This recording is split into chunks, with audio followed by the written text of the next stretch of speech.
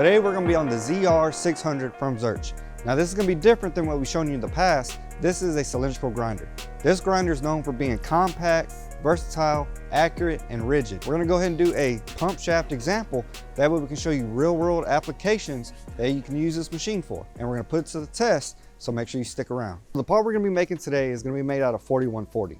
Now what this part is a pump shaft for a motor assembly that's a subsea component. Now a subsea component is dropped thousands of feet to the ocean floor, and it's going to pump hundreds of gallons of oil up to the surface. So this part has critical dimensions that we have to hit, and it's grounded in spec on a machine like this. So a part like this is going to be perfect for what our ZR600 can actually do. Why? Because there's going to be plenty of plunge grinding and traverse grinding.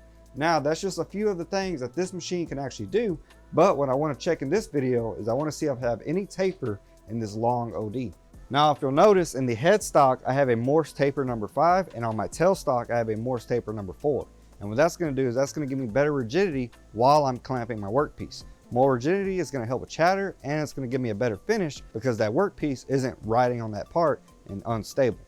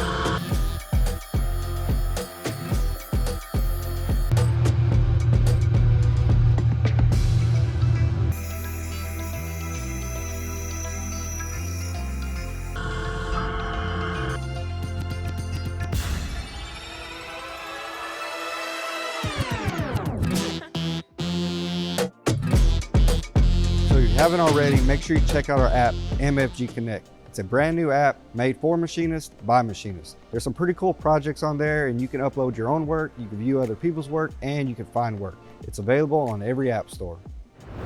So as we come to the main screen, you can program up to 8 different diameters. Now for this project, we're only going to use 2 different programs. We're going to be using a traverse grind and a plunge grind.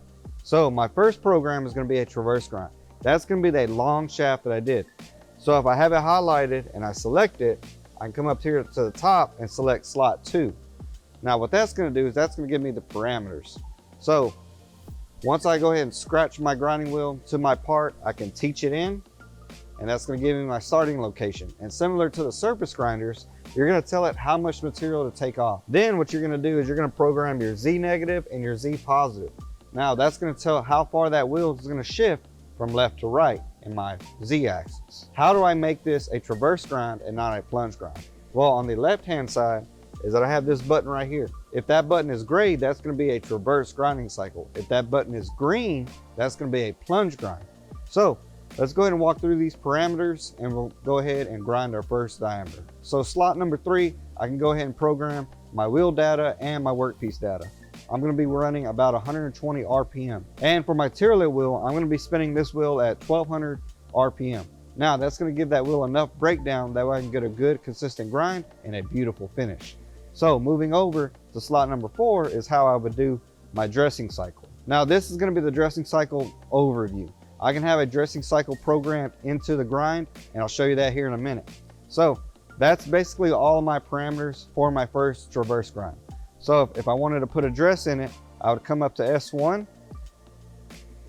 I would come up to S2, and then right here I could choose to put a dress cycle before the grind, after the rough grind, after the finished grind, or just after the part. So I can program this to have a dress cycle wherever I want it. If I don't want any dress at all, I would just come down here to the dressing symbol with the wheel, and I would turn it on, and all of those would get canceled out, and it's only going to do the grind cycle. So I want to go ahead and dress it, and I'm going to do a dress after the roughing cycle. So after the roughing cycle, I'm going to go and dress, have a nice good wheel, come back in and finish the part. So that's basically it for the traverse grind. Now let's go ahead and go to diameter 2, and we're going to do a plunge grind. So if I come up back here up to S1, I can go ahead and select it, And once it turns green, that means it's gonna run the first grind and the second grind.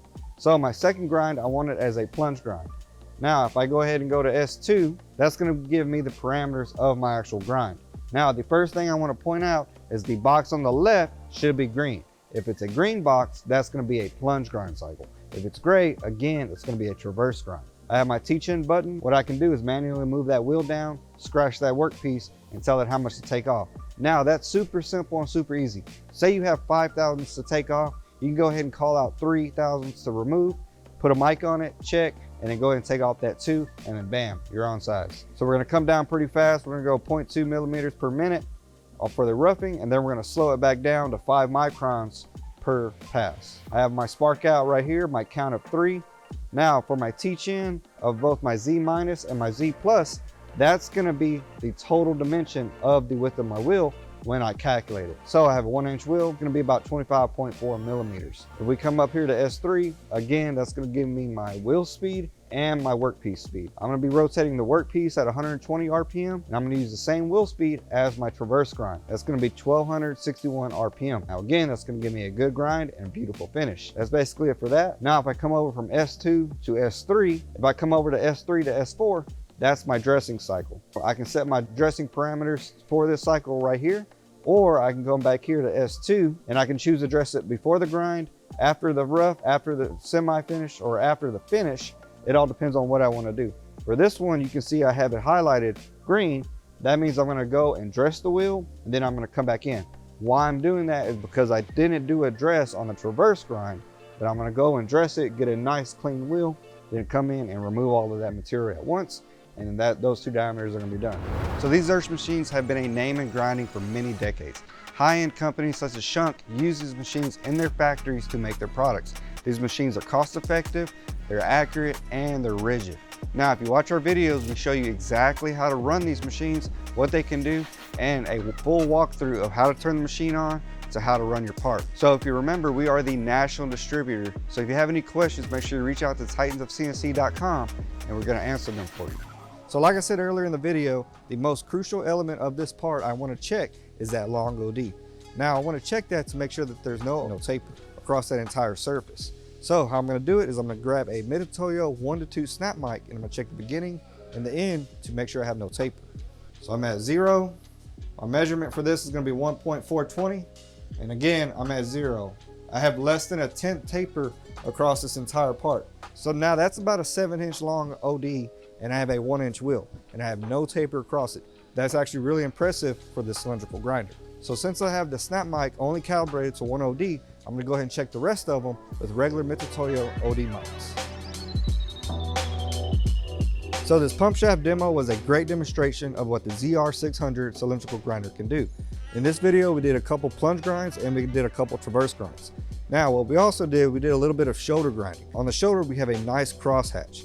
Now, we only able to get that if the part is perfectly straight inside the machine and the wheel has some sort of relief. On the side of the wheel, I have a 1-degree taper dressed into it. That way I can do shoulder grinding without burning the part. So if you like what we're doing and want to see more content on the ZR600 or any other surface grinders from Ziersch, make sure you leave a comment, like, and subscribe, and we'll see you on the next one.